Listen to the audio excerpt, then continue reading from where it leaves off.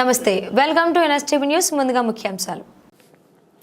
శ్రీ స్వామివారి దేవస్థానం ఆస్థాన మండపం నందు ఈరోజు సంకటహర చతుర్థి సందర్భంగా అత్యంత వైభవంగా సంకటహర గణపతి వ్రతం ఉదయం మరియు సాయంత్రం నిర్వహించడం జరిగింది. ఈ కార్యక్రమంలో దేవస్థానం ఈవో శ్రీ పెంచల కిషోర్, ఆలయ ఏఈఓ రవీంద్రబాబు, సూపరింటెండెంట్లు కోదండపాణి, వాసు, టెంపుల్ ఇన్స్పెక్టర్లు రవి, బాలాజీ నాయుడు తదితరులు పాల్గొన్నారు.